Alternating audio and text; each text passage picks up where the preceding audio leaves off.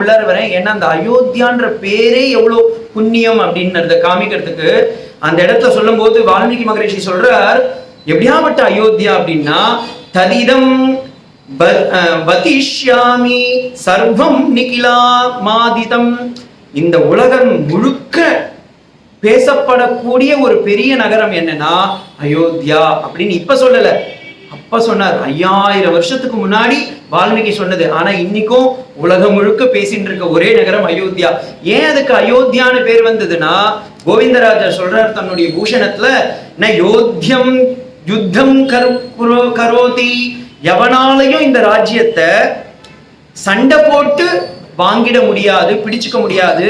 அதனால இதுக்கு பேர் என்ன? அயோத்தியா. இன்னைக்கும் அதுதான் சத்தியம். எவ்வளோ பேர் அதை பிடிக்கணும்னு ஆரம்பிச்சா, இந்தியா சுதந்திரம் அடைகிறதுக்கு முன்னாடியும் பார்த்தீங்கன்னாலும், இந்தியா சுதந்திரம் வாங்கின பின்னாடி பார்த்தீங்கன்னாலும் எவ்வளவோ பேர் அந்த அயோத்தியாவை பிடிக்கணும் பிடிக்கணும் பிடிக்கணும்னு ஆசைப்பட்டா. ஆனா யாராலையும் பிடிக்க முடியாம ராம இன்னைக்கு உட்கார்ந்துட்டு இருக்கான். இதுவே இதுக்கு சாட்சி. அதனாலதான் பூஷணம் பாருங்க அப்ப எழுதி வச்சிருக்காரு. ராமானுஜர் இருந்தது 1000 வருஷம். இப்ப 1000 வருஷத்துக்கு முன்னாடி பூஷணம் எழுதியிருக்கா. அப்ப அந்த பூஷணம் எழுதும் போதே சொல்லிட்டாங்க, யாராலும் சண்டை போட்டு பிடிக்க முடியாத ஒரு இடத்துக்கு பேர் என்ன? அயோத்தியா. இது ஒரு பக்கமா. அயோத்தியாவை பத்தி பேசும்போது எனக்கு அடியனுக்கு ரொம்ப பிடிச்ச ஒரு இடம், ஏன்னா கோர்ட்லயே அதை தான் கோட் பண்ணா. அந்த மாதிரி ஒண்ணு ஸ்கந்த புராணம். ஸ்கந்த புராணத்துல அயோத்தியாவை பத்தி சொல்றாங்க. அயோத்தியா மகாத்மியம்னு ஒரு சரித்திரம் இருக்கு. நீங்க வேணா போய் ரெஃபர் பண்ணி பாருங்க. நான் என்ன சும்மா வாய்க்கு வந்ததுல சொல்லிட்டு இருக்கானா அப்படின்னு கூட. 160வது ஸ்கந்தத்துல போய் பார்த்தீங்கன்னா அயோத்தியான்ற பேர் எப்படி வந்ததுன்னு சொல்றாரு. அகாரோ பிரம்ம புரோக்தம் யகாரோ விஷ்ணு ருச்சதே தகாரோ ருத்ரஸ்பஷ்டாத் அயோத்தியா ராஜ்யதே ராஜ்யம். அயோத்தியான்ற ராஜ்யம் ஏன் வந்ததுன்னா, அகாரம்ன்றது பிரம்மலோகத்துல இருந்து வந்தது, யகாரம்ன்றது விஷ்ணு லோகத்துல இருந்து வந்தது, தகாரம்ன்றது ருத்ரலோகத்துல இருந்து வந்தது. பிரம்மா விஷ்ணு ருத்ரம் கைலாசம், பிரம்மலோகம், வைகுண்டம், இது மூணுத்துக்கும் நீங்க போகணும்னு ஆசைப்பட்டேன்னா பாரத தேசத்துக்கு போங்க, அயோத்தியாவுக்கு போங்க, அங்கதான் இருக்கு அப்படின்ட்டு. இப்ப சொல்லல. ஸ்கந்த புராணம் இன்னைக்கு போய் நீங்க குரோனாலஜிக்கல் இந்த இவங்க ஆர்கியாலஜி சர்வேல போய் பார்த்தீங்கன்னா 18000 வருஷத்துக்கு முன்னாடி எழுதினது ஸ்கந்த புராணம். இருக்கிறதுலே ஓல்டஸ்ட் புராணம்னு பார்த்தீங்கன்னா ஸ்கந்த புராணம். அதுல சொல்லி வச்சிருக்கான் அயோத்தியாவை பத்தி. அடுத்தது இந்த அயோத்தியாவுடைய டொப்போகிராஃபி, அந்த லேண்ட் எப்படி இருக்குன்றது கூட சொல்லியிருக்காங்க. அதுல சொல்லும் போது சொல்றா, தமசா நதி தீரே சரையூ நதி. இந்த பக்கம் தமசா நதியா, இந்த பக்கம் சரையூ நதியா. இதுக்கு நடுவுல மத்ஸ்யம் மீன் போல ஒரு உருவத்தை கொண்ட ஒரு ஐலாண்டுக்கு பேரு தான் அயோத்தியா அப்படின்ற. இன்னைக்கும் அவங்க பாருங்க, அவங்க எல்லாம் போய் அந்த காலத்துல ஜிபிஎஸ்ஓ செல்போனோ அப்புறம் என்ன கூகுள் ஆச்சாரியாரெல்லாம் கிடையாது. அவ உக்காந்த இடத்துல இருந்தே இப்படி ஒரு மெஷர்மெண்ட் போட்டு எடுத்துட்டு வந்திருக்கா. இதுதான் அயோத்தியா அப்படின்னு சொல்லியிருக்கா. இன்னைக்கும் அதே மாதிரிதான் இருக்கு. சரி, ஓகே சுவாமி, இது ஏதோ சம்ஸ்கிருதம் எல்லாம் கோட் பண்றேன். தமிழ்நாட்டுல யாருன்னா சொல்லியிருக்காளா? இருக்கார். நம்ம ஆழ்வார்னு ஆழ்வார்கள்லயே பெரிய உத்தமனான, புளிய மரத்துக்கு பொந்துல போய் பிறந்த போதே வாயை திறக்க மாட்டேன்னு இருந்த ஒரு மகான் நம்மாழ்வார். சித்தின் வயிற்றில் சிறியதொன்று பிறந்தால் அது எத்தை தின்று எங்கே கிடக்கும்னு மதுரகவி ஆழ்வார் போய் அவர் வாயை கிளறி விட்டுட்டார். உடனே அவர் பேசவே மாட்டேன்னு சொன்ன 16 வயசு குழந்தை வாயை திறந்து பேசுகிறார். அது அத்தை தின்று அங்கே கிடக்கும் அப்படின்னு சொன்ன மனுஷன் அவர் அயோத்தியா, அவர் போல அயோத்தியாக்கு. அவர் அந்த புளிய மரத்தை விட்டே வெளியே போல. அத்தனை திவ்ய தேசத்து பெருமாளும் அவரை தேடி தேடி, என்னை பத்தி பேச மாட்டியாடா, என்னை பத்தி பேச மாட்டியாடா, நீ நம்ம ஆழ்வார் இல்லையா, என்னை பத்தி பேச மாட்டியா அப்படி கெஞ்சனாதான். அப்படியாப்பட்ட ஆழ்வார் அயோத்தியாவுக்கு போவாம அவர் சொல்றார், கற்பாராம பிரானை அல்லால் மற்றும் கற்பரோ புப்பால் முதலம் புல் எறும்பு ஆதி ஒன்றும் இல்லையே நப்பால் அயோத்தியில் வாழும் சாரசரம் முற்றும் நல்பாலும் உத்தவன் உய்தவன் நான்முகன் பெற்ற நாடே. நான்முகனான பிரம்மாவே இந்த உலகத்துல எங்கன்னா தபஸ் பண்ணணும், நான் எங்கன்னா போனா நிறைய புண்ணியம் அடையணும் அப்படின்னு நிறைய தபஸ் பண்ணறதுக்கு வந்த ஒரு இடம் பேரு தான் அயோத்தியா. இது ஒரு பக்கமா. ஸ்கந்த புராணத்திலே பார்த்தீங்கன்னா 10வது ஸ்கந்தத்துல போய் 18வது ஸ்லோகத்துல போய் பார்த்தீங்கன்னா அவர் சொல்றார், அயோத்தியா எப்படியாப்பட்ட நகரம் அப்படின்னா, தஸ்மாஸ்தானம் ஐஸ்வரம் ராஜமன்ய பிரவர்த்ததே ஜன்மஸ்தானாம் இதம் புரோக்தம் மோக்ஷ ஃபலசாதனம். யாருன்னா மோட்சம் வேணும்னு போறீங்களா? எங்க போறீர்? மோட்சத்துக்காக வைகுண்டம் போக தேவையில்லை, கைலாசம் போக தேவையில்லை, பிரம்மலோகம் போக தேவையில்லை. எங்க சுவாமி அப்ப போனோம்? அயோத்தியா போதும். அயோத்தியா போனீங்கன்னா அவ்வளவு பெரிய மோட்சம் உங்களுக்கு கிடைக்கும் அப்படின்ற. இது ஒரு பக்கம். கருட புராணம், ஏன்னா குழந்தைங்க எல்லாருக்கும் அதெல்லாம் தான் இப்ப கும்பி பாக்கம் அசித பத்திரம் அதெல்லாம் தானே பெரிய இதுவே. அந்த கருட புராணத்துல போய் பார்த்தீங்கன்னா அயோத்தியாவை பத்தி சொல்றா.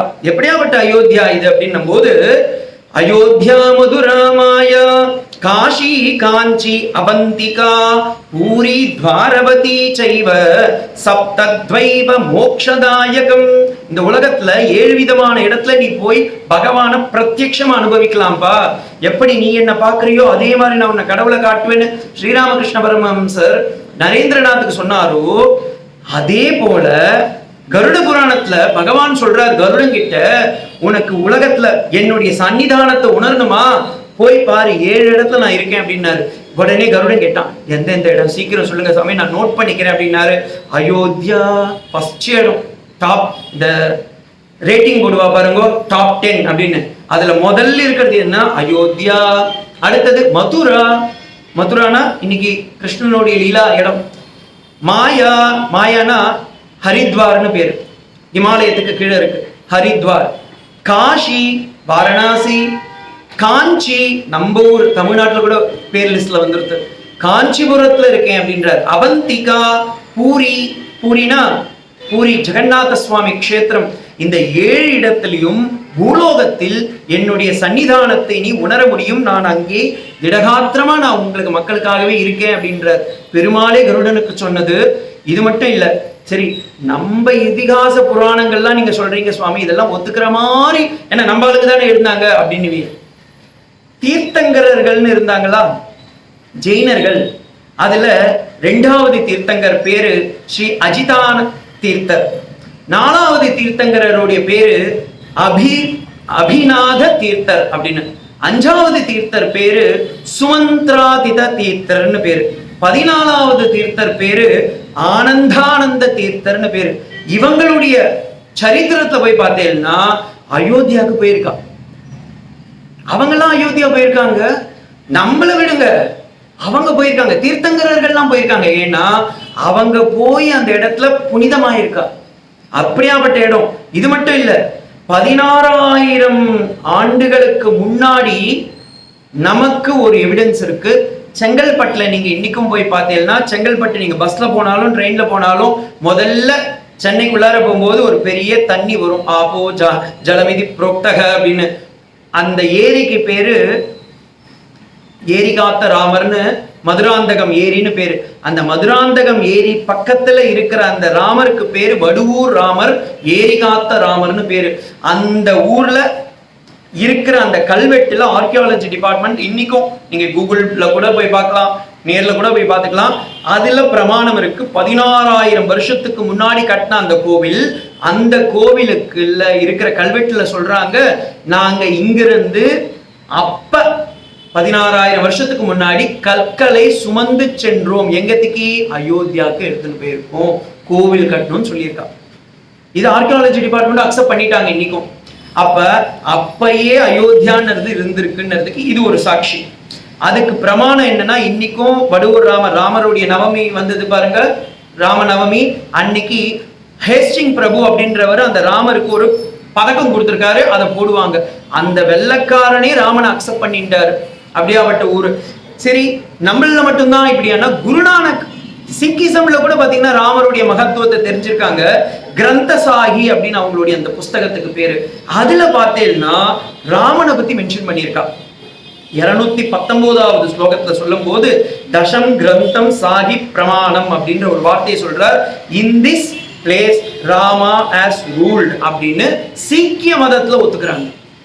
பாருங்க, ஜெயினிசம் தீர்த்தங்கரர்ல இருந்து நான் சொன்னேன், நம்ம ஆழ்வார்கிட்ட இருந்து சொன்னேன், காஷி புராணத்துல, கருட புராணத்துல இருந்து இருக்கு, ஸ்கந்த புராணத்துல இருந்து இருக்கு, இங்க கிரந்தசாகி சீக்கிசம்ல இருந்து இருக்கு. அது மட்டும் இல்ல, இந்த அயோத்தியா எப்படியாப்பட்டதுன்றத அயோத்தியா மகாத்மியத்திலேயே 3வது சர்க்கத்துல 31வது ஸ்லோகத்துல சொல்லும் போது சொல்றா, ஷட்வர்ஷ சகஸ்ராணி காஷி வசதே யத் பலம் தத்பலம் நிமிக்ஷேன கௌசல்யா நகரிபுரிம். யார் ஒருத்தர் 60,000 வருஷங்கள் தபஸ் பண்றாளோ காட்டுக்கு போய் அந்த தபஸ ஒரு க்ஷணத்துல அடையணும் அப்படின்னு பார்த்தீங்கன்னா அயோத்தியாவுக்கு போங்க கிடைக்கும் அப்படின்னு. அப்ப அயோத்தியா எவ்வளவு பெரிய நகரம். இதே போல காளிதாசன், நமக்கெல்லாம் சம்ஸ்கிருத நாள் உலகத்துக்கு முதல்ல கொடுத்தவர் பதஞ்சலி மகரிஷி. அதுக்கு அடுத்தது அந்த சம்ஸ்கிருத நாலேஜை வெளியே எடுத்துட்டு வந்தவர் பாத்தீங்கன்னா காளிதாசர்னு வாங்க. காளிதாசர் யாருன்னா விக்ரமாதித்யனுடைய தம்பி அப்படின்னும் சொல்லுவாங்க. இவர் அயோத்தியாவை பத்தி எழுதியிருக்கார்.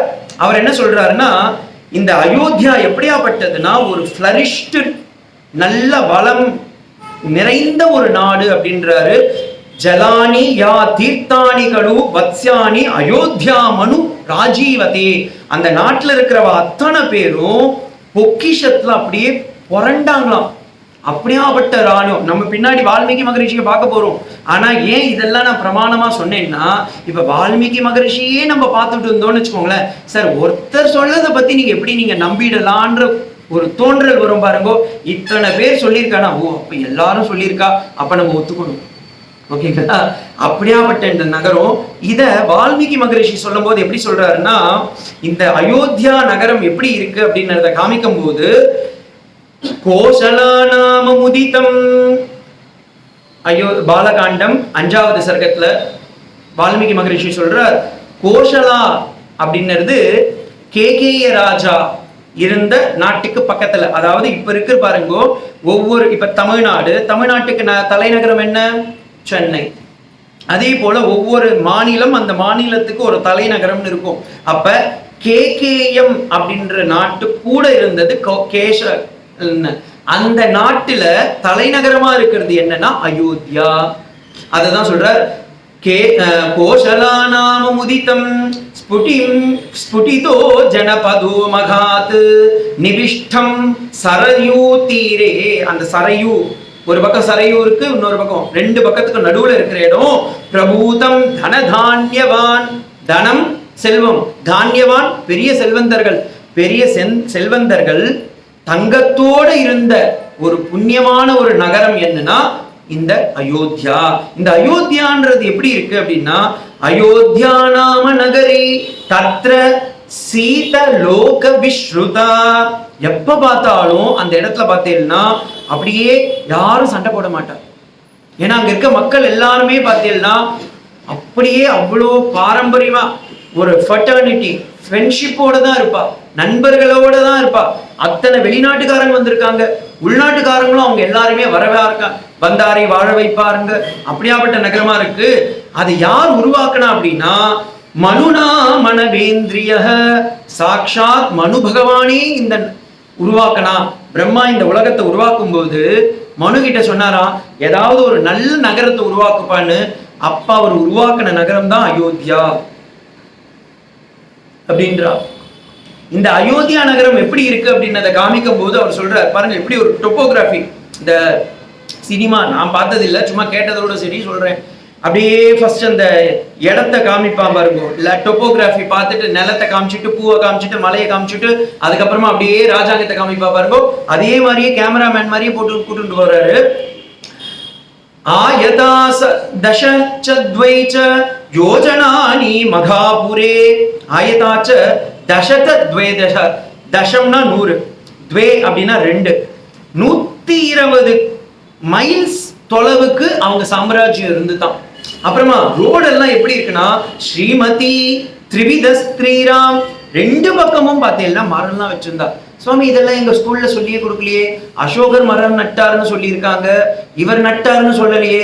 ஆனா வால்மீகி சொல்றார், அந்த காலத்திலேயே மரங்கள்லாம் வச்சிருந்துதான், ரோடு இருந்துதான், மக்கள் போறதுக்கு அழகான ரோடெல்லாம் வச்சிருந்தாலாம். அந்த ரோடு எப்படி இருக்குன்னு சொல்றாரு, விஸ்தீரீனாம் சுக பக்த மகாபதாக. எவ்வளவு இருந்துன்னா ஒரு யோஜனை, ஒரு யோஜனைன்றது 30 மைல். 30 மைல் தூரத்துக்கு ரோடுங்க, 2 பக்கமும் மரம் இருக்கும். அப்படியே நிழல் தரும் மரங்கள். எல்லாருக்கும் சூரியன் இருக்கிறானா இல்லையானே தெரியாதான். நீங்க திருச்செங்கோடு யாருன்னா போனேன்னா தெரியும். அந்த காலத்துல இப்ப அடியே நீங்க போனேன்னா வெயில்ல ஊத்தி மழை வருதோ இல்லையே நமக்கு வந்துடும் மழை. அப்ப நான் ஒரு காலத்துல போகும்போது 2 பக்கமும் மரம் இருக்கும். நீங்க போகும்போதே என்ன சாமி வெயிலே இன்னைக்கு சூரியன் என்ன ஆப்சென்ட் ஆயிட்டானான்னு கேட்பீங்க. அந்த மாதிரி 2 பக்கமும் மரம் இருக்கும். நடுவுல நம்ம நடந்தே போலாம். மாட்டு வண்டியில போனீங்கன்னா கூட அந்த சில்லு சில்லு சில்லுன்னு காத்து அடிச்சுட்டே இருக்கும், அழகா போலாம். இப்ப போனீங்கன்னு வச்சுக்கோங்களேன், டீஹைட்ரேட் நமக்கு வந்துடும் முதல்ல. அந்த ஏன்னா எல்லா மரத்தையும் எடுத்துட்டான். ஆனா அந்த காலத்துல எப்படி இருக்குன்னா 2 பக்கமும் மரம், நடுவுல அழகான ரோடு, அந்த ஹைவே. அதவே சொல்றாரு ராஜமார்கோ. ராஜமார்கோனா ஹைவேன்னு அர்த்தம். ஹைவேலாம் இருந்திருக்கு. மகதாம் சுபிபக்தேன சோபிதா. எல்லா இடத்துலயும் ரோட்ல பார்த்தேன்னா ஃப்ளவர்ஸ் கொட்டிகிட்டே இருக்குமா. அவ்வளவு மரம் இருக்கு. அந்த மரங்கள் வருஷம் முழுக்க பூத்து பூத்து பூத்து குலுங்குமா. ஏன்னா அங்க இருக்கிறவாளுக்கெல்லாம் நல்ல வாசனையா இருக்குமா. அப்படியே அப்ப வருஷம் முழுக்க பூக்கிற மாதிரி மரங்களை வச்சுட்டு இருக்கா. அது மாதிரி ஒரு மார்க்கத்துல மண்ணி எப்படி இருக்குன்னு கூட சொல்றாரு. ஜலசிக்தேன நித்யஷஹ. அந்த மண்ணை போய் பார்த்தேன்னா 2 அடி தோண்டேன்னா ஈரமா இருக்கும்.